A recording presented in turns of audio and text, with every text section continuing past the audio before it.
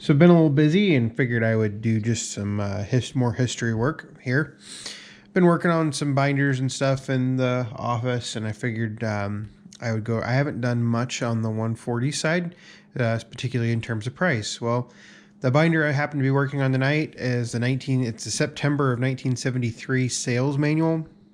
Undoubtedly, this was probably the last sales manual that came out for the 140, because in 75 they went to the 400 and the 300 garden tractors. And I do have, in the same binder, there was a 1974 price list. And this is from June 24th to 74. So I would assume after that, it was all this would have been the last price list that probably came out for the 140. And what I'm going to do is I'm just going to go. I'm not going to cover the 110 or 112. This is just going to be the 140. Some of the things that are interesting. So this was September of 73. It says clutch pedal returns to speed control level to neutral is located on the left side of the tractor. So by 1973, they had done away with the fact that the neutral or the clutch pedal actually depressed a clutch to release the transaxle from the engine to make it easier for the engine to turn over. I'll have to go back and look. I think I've got a 71 or a 72 that I can go look at to see how this is worded differently in those. Hydraulic system, H1 single function. At this point, they had done away with the front, any front hydraulic outlets on the H1s, and you had H3 triple function as always. Nothing much changed major on this side, particularly in 73. 72 would have seen the major changes for the transaxle, things along those lines. Same engine carried over basically from 69 moving forward. Some of the integral equipment, so 41 rotary mower or 48 mower, and we'll go over all the prices for this here in just a minute. 54 front blade, 54C center blade, 49 snow thrower, 33 rotary tiller, and then the 3-point hitch. And then all the allied equipment. We might get into allied equipment at the very end of this video. Tire sizes, the different types of tire, bar tread, knob front tires, things along those lines. At this point, the 140 was, this was its, 6th year of production going into 73, 74. So, lots of units have been produced. There were 60,000 plus out of them out there at that point. So, really well-known machine by then. Mower decks, really interesting thing. This 41 mower deck was not very popular. At least I've only seen a couple. I've seen lots of, obviously there's lots of 48 mower decks. Deck shell was pretty much the same as even the 318s, other than the fact that, the later 46-inch decks, even though they were Model 48s, had 4 anti-scalp or gauge wheels compared to the early models, which had 2. Now, these decks were quite a bit different from the earlier decks that had the big arching bar for the gauge wheels, things along those lines that helped with height of cut. In fact, aside from just replacing the draft arms here, these decks would go straight onto a open frame 300 series. Anybody's ever wondering when you move decks around and you get aggravated because you got so many of them, the 48 mower is 141 pounds. So there is that. Front blade, obviously, this was the front blade. This carried through from 1968 all the way forward to 1992, when John Deere came out with the current quick hitch system, or the quick attach system. Also, they had the rubber squeegee in here. If you're into those kind of things, safety trip, all of the functions of that. Probably one of my favorite images is an entire manual is this 54C center blade. At the time, you either had a Johnson center blade or you had the John Deere center blade. Now, what's really important is you can manually tilt it 9 degrees forward or backwards. Even the 60 mid-mount blade that you can get with the X, or you could have gotten with the X, the older X series, you could not tilt it forward or backwards, which I find interesting. Obviously, the benefit of being able to tilt it forward or backwards is you can actually modify how much material you're going to pick up and spread off to the side or spread into things.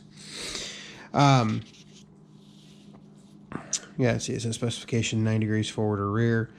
102 pounds for the blade assembly. I'd like to know how much the 60 mid-mount blade weighs. And then you have the 49 snow thrower. We all know about the 49 snow thrower, 46 inches wide. Not much there. Came out originally in 68. Then you got the 33 tiller and the PTO. Nothing too exciting. I think where you get into kind of some of the cool things is the fact that accessories. So you've got headlights, wheel covers. I really like the sunshades. I think at this point in time there were, let's count them up here. There were weather shield. Well, let's see here. I don't know if you can see this all that well. We had a weather enclosure, a Surrey shade, a Suburbia umbrella, and a sun top and frame and a weather enclosure. And I don't know any specifics about those without pictures, but you did have winter enclosures. That's what those look like. Then you had the sunshades for if you're mowing your yard, things like that. Now, other accessories, we have the hour meter that a lot of people are after. I think this was the first manual where we saw the trickle charger for the battery, the 5-watt battery charger. Front-mounted PTO. If you go back and look at some of my 318 videos, you'll see that I actually have one of these on a 318. They did carry these forward throughout the 300 and 400 series run. I have both a 400 series and a 300 series style. These actually work really, really well. Now, in this particular case, I also had the 540 PTO mount, or PTO for the 110, 112, the 3-point hitch for the 140 H3. This was kind of the first time that 3-point hitches, I mean, even though it was out in 68, first time a 3-point hitch attachment had been available for such a small machine than the integral hitch. A lot of sleeve hitches and things like Brindley attachments would all go on these. At the same time, they had slab weight brackets. They had 38-pound weights for the front wheels, and then you had your different types of tires. So these are the GT3 tires. This was the standard tire form. And these are your GT4 tires, low profile for rear, studded floor ply for the front. And then you had your wheel weights, and there's your high flotation tires as well.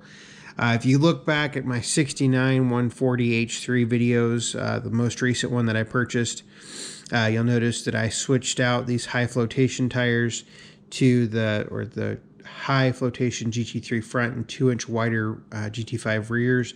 I switched them back to the standard high flotation rears, which would be the GT3. Because I just think these tires right here look better than those when they're on a 140. And then your obligatory Model 80 dump cart, 900-pound low capacity, 8 cubic feet, kind of cool. Such a long production run from the 60s all the way up through the early, I guess the mid 80s is when they kind of started doing, I can't remember what year they started doing the 8 HD cart, and then from then on it went to the modern carts we have now, the 10S and the 15, things along those lines. Now that we've gone through all of and the last thing here is the sprayer on the back. I've covered sprayers in previous videos and how expensive they are. But I think next we probably should move into cost. So keep in mind that this is June of 74. So like I said, these were the last probably price list that came out for the 140. 140 H1, 754 pounds. And it was $1,738. And if you put that into an inflation calculator, that's $9,072 in 2019. The 140 H3 was 796 pounds, and it was $1,931 in 1974, which equates to $10,079 based on inflation calculator. Attachment-wise, If you wanted the extra high flotation rears, it was an additional $17.50. Meanwhile, the other two were the same price. Now, if we get into, we've got the wheel weights, hitches on this page. Not going to talk too much about those. But, if we're trying to compare, one of the things that I've stressed in a lot of my videos is we want to think about where we've been and where we're going and what we have currently. So in 1974, a 48-inch deck, or a Model 48 deck, 46-inch cut, it was $244. Now, this is probably the most common deck size. Like I said, the 41 wasn't all that common, but this is the most common deck size, and it was $244. Well, that equates to $1,273 in today's money. And then you have your 54 front blade, which is $161. Front hydraulic kit if you need a 140H1, if you need the front hydraulics. Manual angling kit or hydraulic angling kit, you could only do that with the 140H3, and that was an additional $46. Center blade was down. The 54C center blade was downright cheap at $99.50. In fact, you added half. You increased the cost by almost 50% when you did the hydraulic angling kit for the 54C blade. Kind of interesting. But that means basically if we put a 140H3 and we got a 48-inch mower, and then I haven't done the blower yet. Where's the blower at? Oh, snow thrower. Snow thrower right here is $337. $337 is $1,759 in today's money, 2019. But if we bought a 140H3, a 48-inch or a Model 48 rotary mower, and a 49 snow thrower, our package MSRP price is $13,111, and we haven't even touched the weight. And the tiller is absolutely astounding. At $437, it's $2,281 in today's money. So, anytime, you think about what you get. You can get a mid-level X7 series in today for that $13,000. Particularly if you're willing to work with a dealer and things like that, you can get a nice mid-level X700. Say X7. You could probably get an X730, X7. I don't know if you get it into an X738, but you'd probably be close for that $13,000 by the time you got done taking some discounts and stuff like that. It's just amazing how much more functionality you get today compared to 50 years ago or 40 years ago. But I think that's it for this video. Hopefully you learned something on the 140s. Like I said, just going through some binders. Got some other stuff that I might throw in on the next video. See how it goes. But leave your questions, comments below. Thanks for watching.